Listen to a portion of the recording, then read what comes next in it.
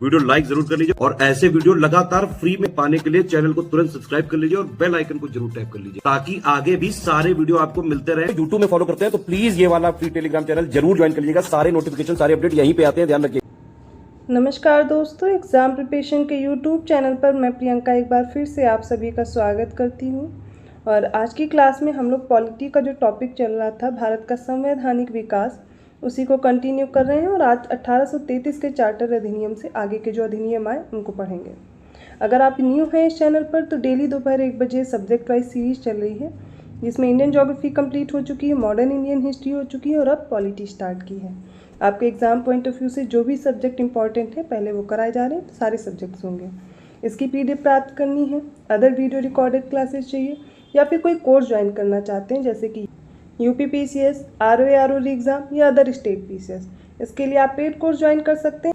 आपको Google play store से study for civil services का ऐप डाउनलोड करना है। सारे कोर्सेज की जानकारी दी गई है। जो भी कोर्स आप परचेज करेंगे, ज्ञान सर कूपन कोड है जिसको अप्लाई करके आपको 20% का तुरंत डिस्काउंट भी मिल जाएगा। ये होगी आपके कोर्स से रिलेटेड जानकारी। चलिए आज की क्लास स्टार्ट करते हैं। तो सबसे पहले हम लोग पढ़ेंगे 1833 का चार्टर अधिनियम। तो जो पिछले अधिनियम थे उनके तहत बनाए गए कानून विनियम कहलाते थे, जबकि इस अधिनियम के तहत जो बनाए गए कानून हैं उनको अधिनियम कहा जाता था। कंपनी को क्षेत्र के कब्जे के लिए इस अधिनियम ने पहली बार ऐसी सरकार का निर्माण किया जिसका ब्रिटिश कब्जे वाले संपूर्ण भारतीय क्षेत्र पर पूर्ण नियंत्रण था। हालांकि चीन और चाय के साथ व्यापार पर कंपनी का एकाधिकार अब समाप्त हो गया इस चार्टर अधिनियम के तहत। और इस अधिनियम के तहत बंगाल के गवर्नर जनरल को अब भारत का गवर्नर जनरल बना दिया गया और भारत के पहले गवर्नर जनरल बनने वाले विलियम बेंटिक थे। याद रखिएगा, कई बार मैच करने के लिए कई बार वन लाइनर के फॉर्म में क्वेश्चन पूछा भी गया है। 1833 के चार्टर ने सिविल सेवकों के चयन के लिए खुली प्रतिस्पर्धा की एक प्रणाली शुरू करने का प्रयास किया और कहा कि भारतीयों को कंपनी के तहत किसी भी स्थान, कार्यालय और रोजगार से वंचित नहीं किया जाना चाहिए। हालांकि निदेशक मंडल के विरोध के बाद इस प्रावधान को नकार दिया गया था। 1833 के चार्टर एक्ट ने एक वाणिज्यिक निकाय के रूप में ईस्ट इंडियन कंपनी को एक शुद्ध प्रशासनिक निकाय बना दिया था जो उसकी सभी गतिविधियों को समाप्त कर रहा था। और यह प्रदान करता है कि भारत में कंपनी के क्षेत्रों को महामहिम उनके वारिस और उत्तराधिकारी के भरोसे में रखा गया था। भारत के लिए केंद्रीय विधायिका की शुरुआत हुई इसी से, क्योंकि इस अधिनियम ने बॉम्बे और मद्रास के राज्यपालों को उनकी विधायी शक्तियों से वंचित कर दिया था। पहली बार गवर्नर जनरल की सरकार को भारत सरकार और उनकी जो परिषद थी उसको भारत परिषद के रूप में जाना जाता था। गवर्नर जनरल और उनकी कार्यकारी परिषद को पूरे ब्रिटिश भारत के लिए विशेष विधायी शक्तियां भी दी गई थी। 1833 के चार्टर अधिनियम ने गवर्नर जनरल की जो परिषद थी, इसमें एक चौथा सदस्य था जो कि कानूनी सदस्य बन गया था, इसको जोड़ा गया। सर्वप्रथम मैकाले को कानूनी सदस्य के रूप में इसमें शामिल किया गया था। भारतीय कानूनों के समेकन और संहिताकरण के लिए इस अधिनियम के तहत विधि आयोग की भी स्थापना की गई थी। तो भारत का पहला विधि आयोग मैकाले की अध्यक्षता में बनता है 1834 में। इसका उद्देश्य ये था कि दंड संहिता और दंड प्रक्रिया संहिता को संहिताबद्ध कर दिया जाए। स्वतंत्रता पूर्व कुल 4 विधि आयोग गठित हुई थी। एक तो 1834 में, दूसरी 1852 में, थर्ड 1861 में और फोर्थ 1879 में। स्वतंत्रता के पश्चात अब तक कुल 22 विधि आयोग का गठन हुआ है। पहले विधि आयोग का गठन हुआ था 1955 में और इसके अध्यक्ष थे MC सीतलवाड़। तो पहला विधि आयोग 1955 में बना और इसके अध्यक्ष कौन थे? MC सीतलवाड़, याद रखिएगा। 1833 के चार्टर अधिनियम ने ही बॉम्बे और मद्रास के राज्यपाल को विधायी शक्तियों से वंचित कर दिया था। गवर्नर जनरल की परिषद में कानून सदस्य जो कि मैकाले था जुड़ जाता है। तो यहाँ पर आप देखेंगे एक कानूनी सदस्य के रूप में भी परिचय दिया जाता है। अगला आता है 1853 का चार्टर अधिनियम। पहले तो समराइज कर लीजिए 1833 का। इसमें क्या क्या? सबसे पहले भारत का गवर्नर जनरल हो गया जो कि बंगाल का गवर्नर जनरल था। विलियम बेंटिक बनता है पहला भारत का गवर्नर जनरल। इसके अलावा जो कंपनी का एकाधिकार बचा था चाय और चीनियों के साथ व्यापार, वो भी खत्म कर दिया गया।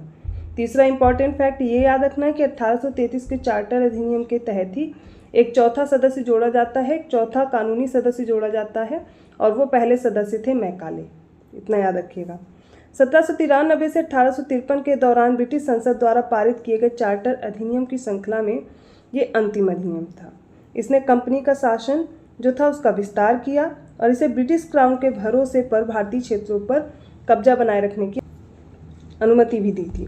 1853 का जो चार्टर अधिनियम है, इसने सिविल सेवकों की भर्ती और चयन हेतु खुली प्रतियोगिता व्यवस्था का आरंभ किया और इस प्रकार विशिष्ट सिविल सेवा भारतीय नागरिकों के लिए भी खोल दी गई थी। और इसके लिए 1854 में भारतीय सिविल सेवा के संबंध में मैकाले समिति की नियुक्ति की गई थी। 1853 के चार्टर अधिनियम से विधायी और प्रशासनिक कार्यों के अलग अलग संस्थाएं बनाई गई थीं। विधायी जो नियम कानून बनाए और प्रशासनिक जो इसके अनुसार कार्य करे।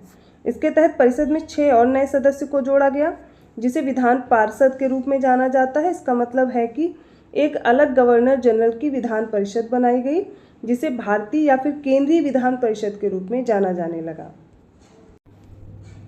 अब ये जो विधान परिषद थी, इसमें सबसे पहले 6 सदस्य थे, बाद में अब 12 सदस्य हो गए थे। 12 सदस्य में एक गवर्नर जनरल था, एक कमांडर इन चीफ था और गवर्नर जनरल की परिषद के 4 सदस्य थे। कलकत्ता में सर्वोच्च न्यायालय के एक मुख्य न्यायाधीश, एक नियमित कलकत्ता में सर्वोच्च न्यायालय के न्यायाधीश और बंगाल, बॉम्बे, मद्रास और उत्तर पश्चिमी प्रांतों की स्थानीय सरकारों द्वारा नियुक्त कम से कम 10 साल के कार्यकाल के साथ कंपनी के कर्मचारियों में से 4 प्रतिनिधि सदस्य। तो आपसे अगर पूछा जाए कुल कितने सदस्य थे, 12 थे। कौन कौन से थे, अब याद कर सकते हैं।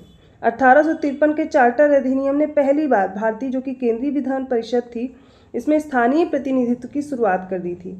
गवर्नर जनरल की परिषद के 6 नए विधायी सदस्यों में से 4 सदस्य मद्रास, बॉम्बे, बंगाल और आगरा की जो स्थानीय सरकार थी उसके द्वारा नियुक्त किए गए थे। विधि सदस्य चौथा सदस्य था, मतदान के अधिकार के साथ पूर्ण सदस्य बन गया था। 1853 का चार्टर अधिनियम, इसमें बंगाल प्रेसिडेंसी के लिए एक अलग राज्यपाल की नियुक्ति का प्रावधान था। इसने कहा कि बंगाल का गवर्नर जनरल से अलग होना चाहिए, जो पूरे भारत के प्रशासन का प्रमुख होता है। निदेशक मंडल की जो संख्या थी वो अब 24 से घटा करके 18 कर दी गई, जिसमें 6 लोगों को ब्रिटिश क्राउन द्वारा नामित किया जाना था।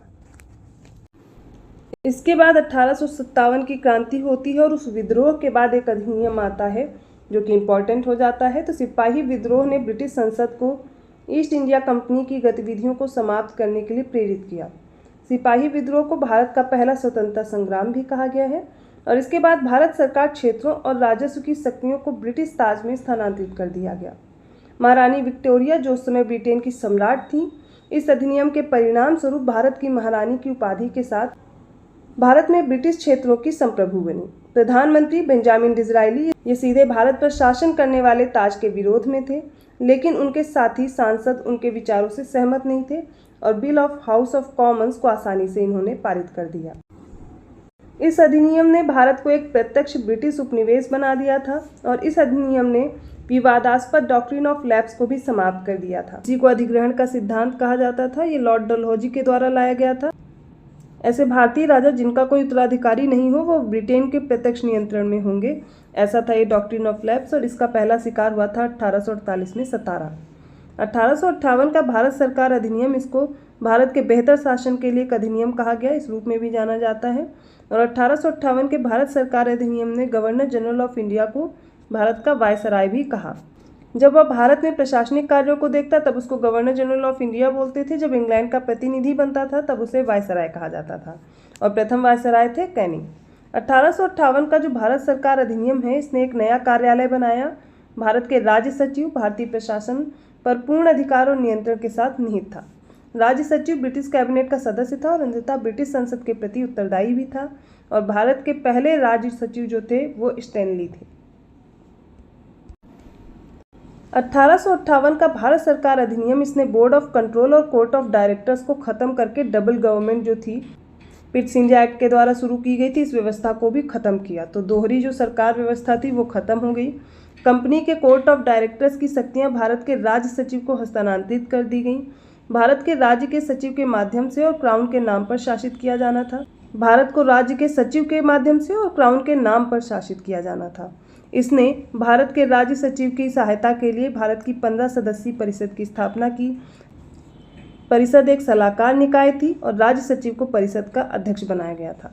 1858 का भारत सरकार अधिनियम, इसने एक कॉरपोरेट निकाय के रूप में स्टेट इन काउंसिल के सचिव का गठन किया, जो भारत और इंग्लैंड दोनों में मुकदमा चलाने में सक्षम था। देश के प्रशासन के लिए भारतीय सिविल सेवा की स्थापना की जानी थी। भारतीयों के लिए भी सेवा में भर्ती होने का प्रावधान था और यह निर्णय लिया गया कि शेष भारतीय राजकुमारों और प्रमुखों जो संख्या में 560 से अधिक थे उनकी स्वतंत्र स्थिति प्राप्त होगी और बशर्ते वे ब्रिटिश आधिपत्य को स्वीकार भी कर लें। 1858 के कानून का प्रमुख उद्देश्य ये था प्रशासनिक मशीनरी में सुधार लाया जाए, जिसके माध्यम से इंग्लैंड में भारतीय सरकार का अधीक्षण और उसका नियंत्रण हो सकता था। इसने भारत में प्रचलित शासन प्रणाली में कोई विशेष परिवर्तन नहीं किया था। 1858 का अधिनियम सिर्फ इसलिए आया था कि क्रांति के बाद जो ये कंपनी थी इसको ख़त्म किया गया और सीधे जो ये ब्रिटिश आधिपत्य का क्षेत्र था वो सीधे क्राउन के हाथ में आ गया। ठीक है, इसके साथ साथ अब भारत का वायसराय पद सृजित किया गया जो कि गवर्नर जनरल ऑफ इंडिया ही था, लेकिन उसको वायसराय भी कहा जाने लगा। कैनिंग पहले वायसराय बनते हैं, इतना था और बाकी चीज़ें मैंने आपको एक्सप्लेन की हैं। इसके बाद आता है 1861 का भारत परिषद अधिनियम। तो 1861 का भारत परिषद अधिनियम ब्रिटिश संसद का एक अधिनियम था जिसमें गवर्नर जनरल की परिषद में महत्वपूर्ण परिवर्तन किए गए। परिषद के कार्यकारी कार्यों में एक 5वां सदस्य जोड़ा गया। 4 सदस्य थे, चौथा कानूनी सदस्य था। अब गृह, सैन्य, कानून, राजस्व और वित्त के लिए 5 सदस्य थे। सार्वजनिक कार्यों के लिए 6वां सदस्य 1874 में जोड़ा गया था। इसने भारतीयों को कानून बनाने की प्रक्रिया से जोड़कर प्रतिनिधि संस्थाओं की शुरुआत की। इस प्रकार यह प्रदान किया गया कि वायसराय को कुछ भारतीयों को अपनी विस्तारित परिषद के गैर सरकारी सदस्यों के रूप में नामित करना चाहिए। भले ही भारतीयों को नामांकित किया जाना था, लेकिन इसमें भारतीयों को शामिल करने के लिए कोई वैधानिक प्रावधान भी नहीं था। गवर्नर जनरल की परिषद को विधायी उद्देश्यों के लिए बढ़ा दिया गया था और अब जो 6 सदस्य थे और अतिरिक्त 12 सदस्य थे जो गवर्नर जनरल द्वारा नामित होते थे, इन्हीं के बीच होना था और उन्हें 2 साल की अवधि के लिए नियुक्त किया गया था। इनमें से कम आधे अतिरिक्त सदस्यों को गैर सरकारी जो कि ब्रिटिश या फिर भारतीय होना था और उनके कार्य विधायी उपायों तक ही सीमित होते थे। 1862 में कैनिंग ने 3 भारतीय बनारस के राजा, पटियाला के महाराजा और सर दिनकर राव को विधान परिषद में मनोनीत किया था। 1861 का जो भारत परिषद अधिनियम है इसने मद्रास और बम्बई प्रेसिडेंसियों को विधायी शक्तियां पुनः दे करके जो विकेंद्रीकरण की प्रक्रिया थी इसकी शुरुआत कर दी थी, जिसे 1833 का जो चार्टर था उसके द्वारा हटाया गया था। इस प्रकार 1773 के रेगुलेटिंग एक्ट के द्वारा जो केंद्रीकरण की प्रक्रिया थी उसको ठीक उल्टा कर दिया गया, जो कि 1833 के चार्टर अधिनियम के साथ ही अपने चरम पर पहुंच गया था। इस विधायी विकास की नीति के कारण 1937 तक प्रांतों को संपूर्ण आंतरिक स्वायत्तता हासिल हो गई और इस अधिनियम ने बंगाल, उत्तर पश्चिमी प्रांतों और पंजाब के लिए नई विधान परिषदों की स्थापना का भी प्रावधान किया। तो इनकी स्थापना कब होती है? 1862, 1886 और 1897 में हुई थी।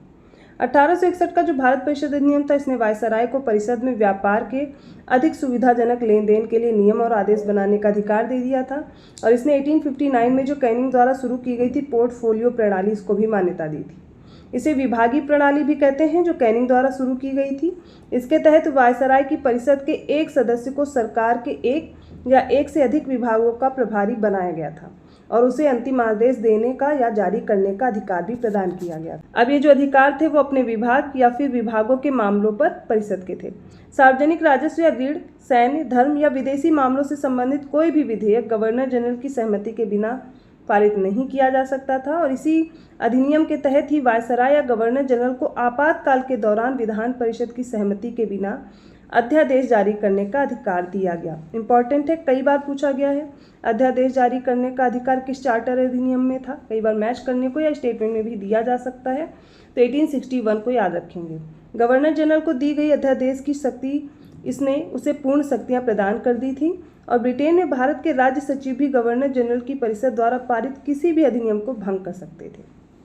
तो आज जो हमने पढ़े 1833 का चार्टर अधिनियम, 1858, 1861 ये सारे हमने कंप्लीट किए हैं। आई होप आपको समझ में आए होंगे। वीडियो अच्छा लगा तो प्लीज़ लाइक करना मत भूलिए, चैनल को सब्सक्राइब जरूर कर लीजिए अभी तक नहीं किया है। अदर वीडियोस के नोटिफिकेशन आसानी से मिल जाए तो बेल आइकन प्रेस करना मत भूलिए। इसकी PDF चाहिए, अदर कोई कोर्स ज्वाइन करना है, इजी है। आप गूगल प्ले स्टोर से स्टडी फॉर सिविल सर्विसेज का ऐप डाउनलोड करेंगे और अपना कोर्स परचेज कर सकते हैं। कूपन कोड है ज्ञान सर, अप्लाई करके 20% का डिस्काउंट भी मिल जाएगा।